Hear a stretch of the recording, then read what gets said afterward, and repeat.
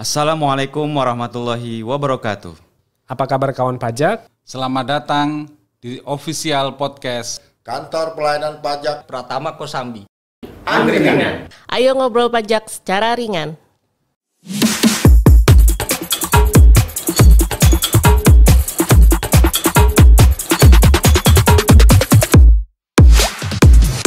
Assalamualaikum warahmatullahi wabarakatuh. Halo kawan pajak. Kembali lagi bersama podcast KPP Pratama Kosambi Angkringan. Ayo ngobrol pajak secara ringan.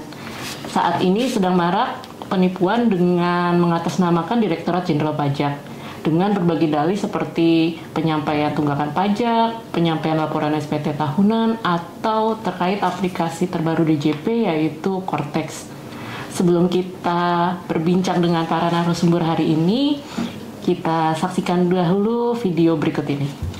Telah terkuras uang saya sebesar kurang lebih saat itu 27 juta. Saya seorang wira swasta yang bergerak di bidang perdagangan dan peternakan.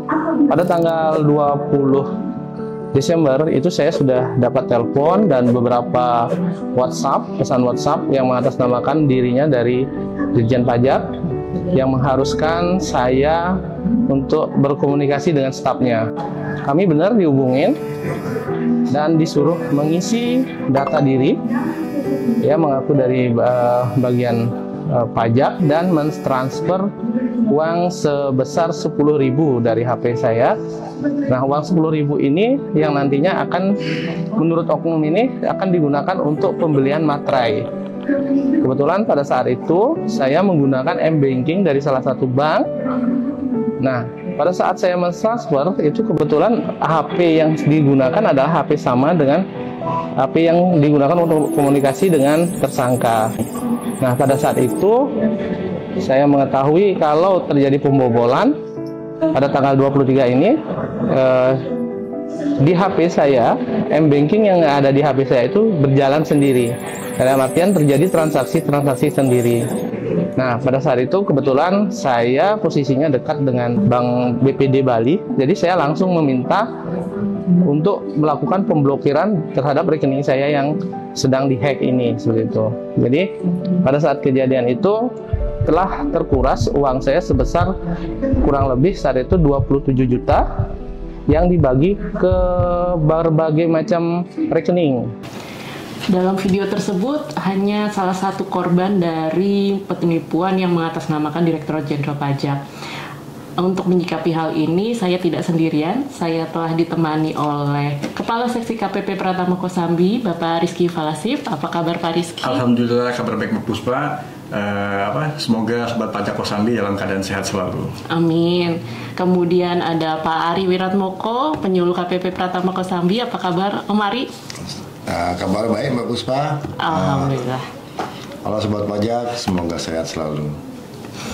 Amin. Untuk yang pertama mungkin ke Pak Rizky terlebih dahulu Pak. Iya. Untuk modus penipuan ini bagaimana sih Pak bisa sampai terjadi? Iya. Terima kasih Mbak Puspa atas kesempatannya.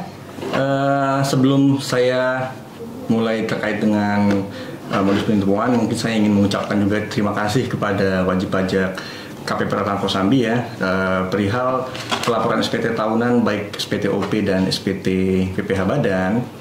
Alhamdulillah di triwulan 1 ini KPP Kosambi untuk capaian di triwulan 1 itu sekitar 111%. Jadi terima kasih semua. Terima kasih.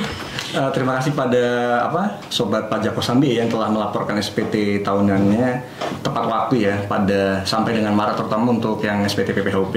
Berarti udah di atas 100 target lah ya? Belum, untuk triwulan 1 doang. Oh, triwulan 1. Kalau secara keseluruhan kita udah 85% lah, kurang masih 15% lagi.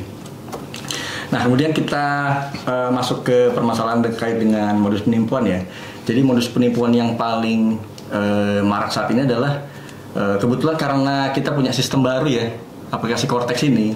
Nah, sejak itu mengatasnamakan DJP, penipu ini kayaknya memanfaatkan celah bahwa banyak juga wajib pajak yang mungkin awam ya terkait dengan pengetahuan pajaknya, terutama terkait dengan perubahan data nih, karena aplikasi DJP butuh perubahan data, sehingga marak tuh terjadi paling banyak sih perubahan data, misalkan nomor telepon, alamat email. Iya, gitu. terutama yang apa DJP online Pak ya. Iya, karena ada gitu. multifaktor authentication itu ya. Iya, jadi sebenarnya karena wajib pajak mungkin tidak tahu nih mengonfirmasinya ke mana gitu, kira-kira gitu. Baik, jadi sebagian besar itu terjadi karena ketidakpahaman masyarakat ya Pak ya terkait Iya, betul. perpajakan dan kurangnya informasi mungkin ya. Iya.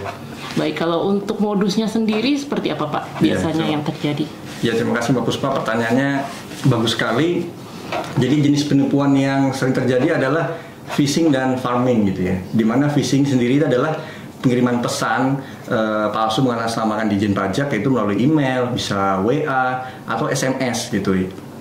Jadi apa namanya? Dimana isi pesan tersebut adalah ingin mengetahui data wajib pajak. Oke, Kira seperti itu. Nah, kemudian kalau farming itu adalah penipuan dengan mengarahkan calon korban ke situs palsu. Jadi sobat pajak Kosambi juga harus tahu nih, situs yang resmi dari DJP adalah www.pajak.go.id. Jadi kalau ada email harus belakangnya ada @pajak.go.id, sehingga lebih bisa memperhatikan alamat email juga dari wajib pajak ya, kira-kira gitu. Bahkan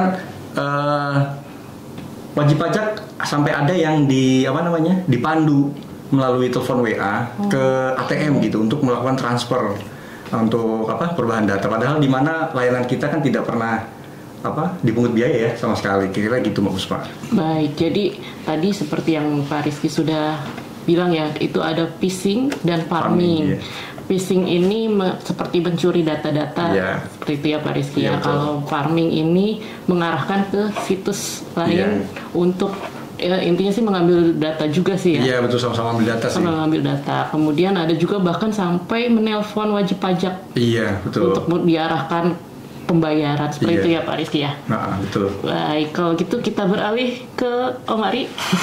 Ada yang mau ditambahkan Om Ari? Bagian nambah ya. Iya. Izin Pak ya. Monggo. Makasih Mbak Puspa. Ini nyambung aja tadi dari penjelasan Pak Rizky, ada modus-modus juga terutama yang terkait dengan tadi Pak Rizky dijelaskan mengenai Cortex. Jadi yang sering itu adalah si penipu ini minta wajib pajak untuk melakukan update dari NPWP 15 ke NPWP 16. Itu bisa via WA, ada yang pakai email. Ada juga biasanya itu kalau pakai email dikasih APK itu. Iya. Kasih APK, file betul. extensionnya APK. Itu APK itu kalau sobat pajak tahu itu sebetulnya aplikasi. Jadi begitu diklik sudah selesai itu. Apa yang selesai Om? Data-data kita, data-data kita, entah yang di email atau yang gawat lagi kalau kita bukanya lewat handphone. Iya. Karena kan zaman sekarang mungkin udah kayak internet banking, Iya, mobile banking ya. kan sudah ada lewat handphone kan. Itu disedot semua itu karena file APK atau aplikasi yang dilampirkan itu udah menyangkut itu semua, Mbak Puspa. Berarti saat kita klik APK-nya itu semua data Semuanya. di perangkat yang kita gunakan Iya. itu ketarik semua gitu Iya. ya Om. Iya, betul. Dan kasus sering terjadi kalau begitu udah diklik itu ya adalah rekening kita berkurang segala Iya. macam. Jadi memang ujung-ujungnya pasti ada uang yang diambil dari korban itu. Tujuannya penipu ini sebenarnya intinya bukan cuma sekedar pengambilan data, tapi ujung-ujungnya memang Datanya mengambil dipakai untuk ambil rekening uang itu ya. Iya. Baik, mungkin saya ke Pak Rizky lagi Iya. Pak. Bagaimana cara untuk mencegah wajib pajak ini agar tidak sampai terkena penipuan seperti ini Pak? Iya. Sesuai dengan arahan pimpinan dari Direktorat Jenderal Pajak, yaitu Pak Dirjen ya. Jadi sobat pajak harus tahu juga terkait dengan misalkan data-data apa sih sebenarnya yang sudah berubah dan belum gitu. Jadi kalau memang merasa datanya tidak berubah, jadi tidak usah ditanggapi ya. Jadi untuk sobat pajak Kosambi yaitu tidak memberikan informasi apapun ya. Jadi baik itu bersifat pribadi ya, misalkan contohnya NIK, NPWP, kata sandi atau nomor KK. Bahkan sekarang nama gadis ibu kandungan kita minta juga ya, sama seperti bank gitu lah ya. Jadi jangan sampai memberikan nama gadis ibu kandung. Terus kemudian yang kedua itu tidak mengklik tautan atau link apapun yang diberikan atau dilampirkan. Jadi ketika ada link, mohon dicek juga apakah alamatnya sesuai dengan alamat dari laman situs pajak ya yang resmi.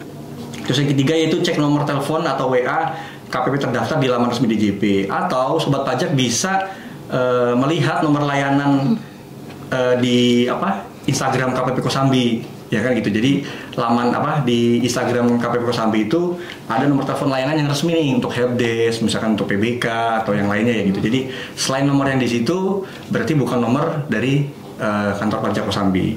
Terus kemudian yang keempat yaitu untuk pesan email, pastikan domainnya berakhiran @pajak.go.id. Dan kemudian kalau ada email ada lampirannya ya, pastikan juga bahwa filenya bukan .apk ya tadi, seperti dibilang oleh Om Ari. Terus yang terakhir kalau pajak.go.id nggak pernah ngasih APK. Oh iya. Selain pajak.go.id berarti ya, betul. Nah, kemudian kelima itu hubungi saluran pengaduan yang disediakan oleh DJP, yaitu kering pajak 1.500-200 atau X kering pajak ya. Di Twitter ya atau X sekarang X namanya, Pak. Nah, selain itu mungkin sobat pajak Kosambi juga bisa menelpon KPP Kosambi, atau kalau mungkin di luar KPP Kosambi berarti yang terdaftar KPP terdaftar ya gitu. Jadi mungkin itu sih yang tindakan preventif yang bisa dilakukan oleh sobat pajak Kosambi. Baik, coba saya rangkum ya Pak ya. Untuk yang pertama nih langkah-langkahnya untuk sobat pajak. Yang pertama, tidak memberikan data pribadi kepada nomor atau orang yang tidak dikenal. Kedua juga jangan mengklik link yang diberikan oleh nomor tersebut, nomor yang tidak dikenal tersebut.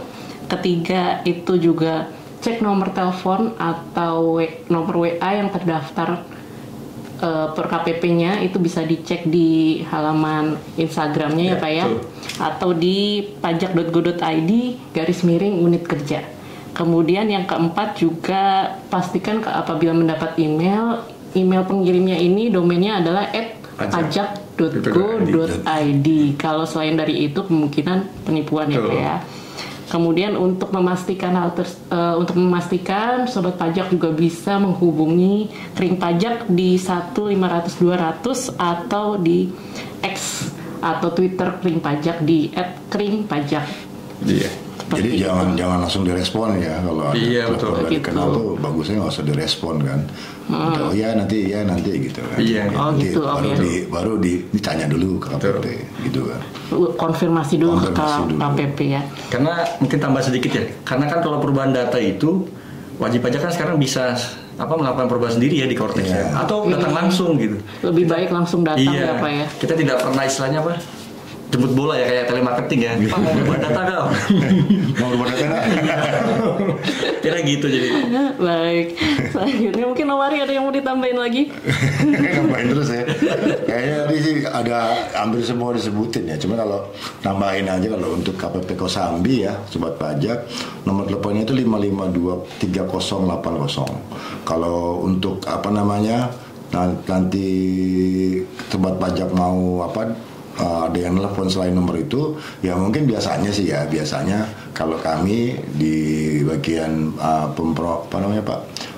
penelitian permohonan itu kan kadang kami cukup WA aja biasanya Bu, jarang telepon itu pun pakai telepon kantor, nggak pakai nomor WA. Betul. Jadi kita telepon, kemudian tetap aja ngarahkannya kalau bisa sebetulnya wajib pajak tetap datang ke KPP Pak. Iya betul. Jadi kita juga nggak mau by phone susah, cuman kadang-kadang ada wajib pajak kan, Pak nanti saya titip ya, mungkin nggak percaya kan, saya titip berkasnya Pak, ya iya, tapi walaupun kita sebisa mungkin lah tetap datang ke KPP. Jadi nggak minta onsite selesai lah, sebagai by phone nggak selesai. Nggak mungkin ya Om ya, jadi permintaan data atau konfirmasi kita nggak lewat telepon ya, biasanya kita suruh datang langsung, atau mungkin kalau sekarang langsung dari wajib pajaknya lewat Cortex ya Om ya. Iya, kalau sekarang kan Cortex udah banyak tuh fiturnya untuk pelayanan mandiri juga udah ada gitu Mbak.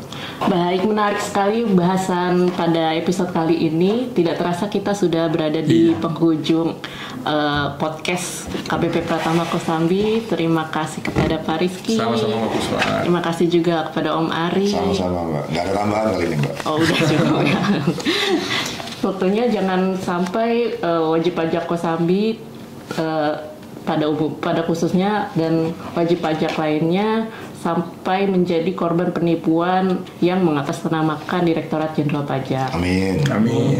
Jangan lupa juga untuk wajib pajak untuk follow akun YouTube @KPP Pratama Kosambi, juga akun Instagram dan X di @pajakkosambi.